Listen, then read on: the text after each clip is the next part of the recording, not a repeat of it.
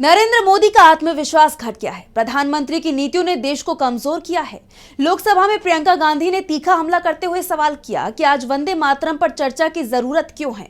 क्या पश्चिम बंगाल विधानसभा चुनाव के चलते वंदे मातरम पर चर्चा कराई जा रही है या फिर प्रधानमंत्री का दूसरा मकसद है? जिन्होंने देश के लिए लड़ाई लड़ी उन पर दोष थोपने की कोशिश की जा रही है। अब आजादी की लड़ाई में ना तो बीजेपी थी ना ही आरएसएस, उल्टा आरएसएस पर तो अंग्रेजों की मदद करने की ही आरोप लगते आ रहे हैं।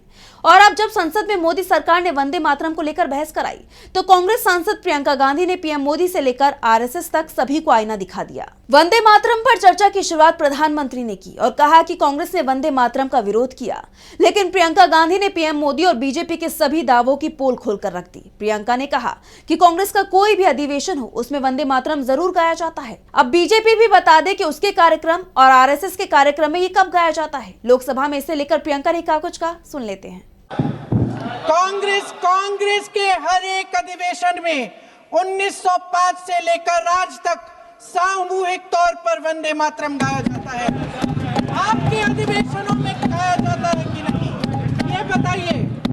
ये बताइए। अपने देश की आत्मा के इस महामंत्र को विवादित करके आप एक बहुत बड़ा पाप कर रहे हैं। इस पाप में कांग्रेस पार्टी शामिल नहीं होगी। ये राष्ट्रगीत वंदे मातरम हमेशा से हमें प्यारा है, हमेशा से हमारे लिए पवित्र रहा है और हमेशा के लिए हमारे लिए पवित्र रहेगा। धन्यवाद। प्रियंका ने प्रधानमंत्री के हर सवाल का जवाब दिया, हर दावे की पोल खोलकर रख दी। पीएम मोदी ने वंदे मातरम को लेकर कांग्रेस को घेरने की कोशिश की। कहा कि गुरुदेव रविंद्रनाथ ने पहली बार वंदे मातरम गीत को एक अधिवेशन में गाया था, लेकिन किस अधिवेशन में ये बात प्रधानमंत्री नहीं बता पाए। अब पीएम मोदी को इसकी जानकारी नहीं थी या वो जानते हुए भी इसे छिपाने की कोशिश कर रहे थे। लेकिन जब प्रियंका ने बोलना शुरू किया तो उन्होंने बताया कि गुरुदेव ने कहां सबसे पहले वंदे मातरम गाया था। मातरम की जो सालगिरह पे आपने एक बड़ा कार्यक्रम आयोजित किया था, उसमें प्रधानमंत्री जी ने भाषण दिया। उसमें उन्होंने कहा कि 1896 में पहली बार गुरुदेव रविंद्रनाथ टैगोर ने ये गीत एक अधिवेशन में गाया। उन्होंने ये नहीं बताया कि कौन सा अधिवेशन था। हिंदू महासभा का अधिवेशन था, आरएसएस का अधिवेशन था। किस बात से कतरा रहे थे कि ये कांग्रेस का अधिवेशन था। ये बात तो आप लोग जानते हैं कि वंदे मातरम गीत की रचना बंकिम चंद्र चटर्जी ने 1875 में की थी।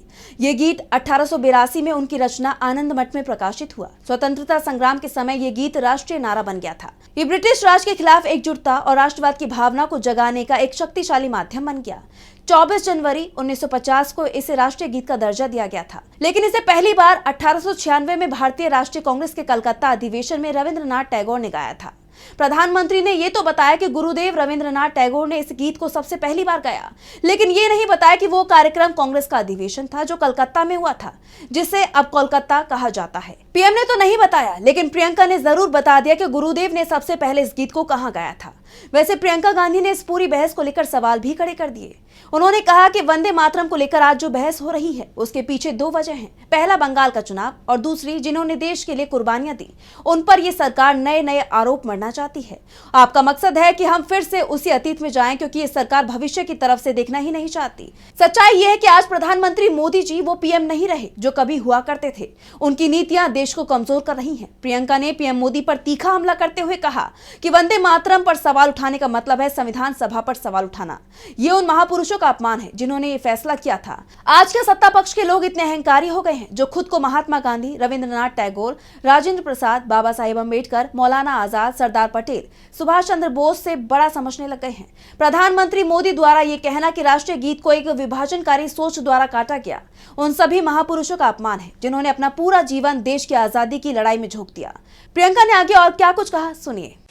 वंदे मातरम के स्वरूप पर सवाल उठाना जिसे संविधान सभा ने स्वीकार किया, न सिर्फ उन महापुरुषों का अपमान करना है जिन्होंने अपने महान विवेक से ये निर्णय लिया, मगर एक संविधान विरोधी मंशा को भी उजागर करता है। क्या सत्ता पक्ष के हमारे साथी इतने अहंकारी हो गए हैं कि अपने आप को महात्मा गांधी जी से रविंद्रनाथ टैगोर जी से, राजेंद्र प्रसाद जी से, बाबा साहब अंबेडकर जी से, मौलाना आजाद जी से, सरदार पटेल जी से, सुभाष चंद्र बोस जी से बड़ा समझने लग गए हैं।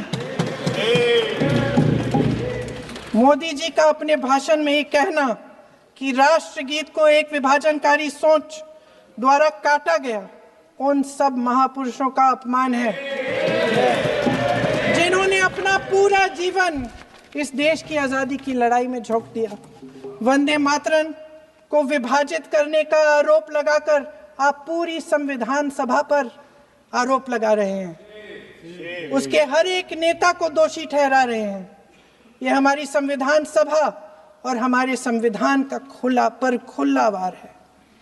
तो क्या वंदे मातरम को विभाजित करने का आरोप लगाकर बीजेपी पूरी संविधान सभा पर आरोप तो नहीं लगा रही है? क्या उसके हर एक नेता को दोषी ठहरा रही है? वैसे वंदे मातरम पर हुई बहस में बीजेपी के निशाने पर सीधे सीधे पंडित जवाहरलाल नेहरू भी दिखाई दिए।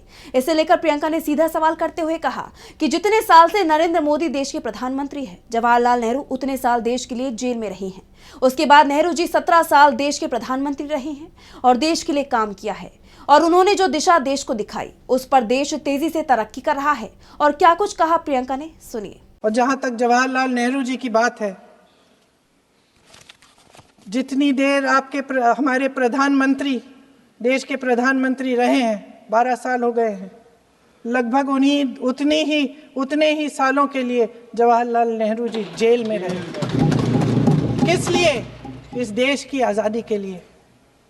उसके बाद 17 साल के लिए प्रधानमंत्री रहे। आप बड़ी आलोचना करते हैं इनकी, लेकिन अगर इन्होंने इसरो नहीं बनाया होता तो आज आपका मंगलयान नहीं होता। अगर DRDO नहीं बनाया होता तो तेजस नहीं बनता। अगर IIT और IIM नहीं बनाए होते तो हम आज IT में आगे नहीं होते।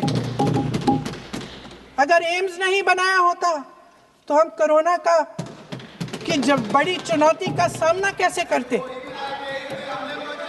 हाँ?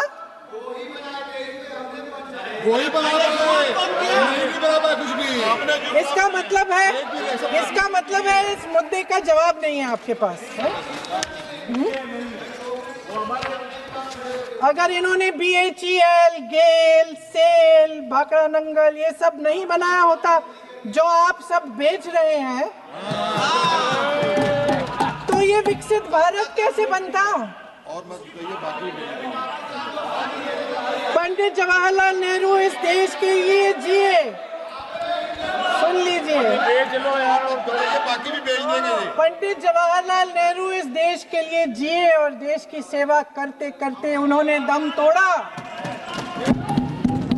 प्रियंका ने उन संस्थानों की पूरी लिस्ट गिना दी जिन्हें नेहरू ने बनाया, अपने शासनकाल में सींचा और आज जो देश की तरक्की में सबसे ज्यादा योगदान दे रही हैं। सवाल ये भी उठ रहे हैं कि प्रधानमंत्री नरेंद्र मोदी के 11 साल के कार्यकाल में ऐसा कौन सा संस्थान बना जिसका प्रचार बीजेपी के नेता करने को तैयार हो। तो फिलहाल के लिए स्पेशल रिपोर्ट में बस इतना ही। देश और दुनिया की तमाम बड़ी खबरों के लिए देखते रहिए DV लाइव। नमस्कार।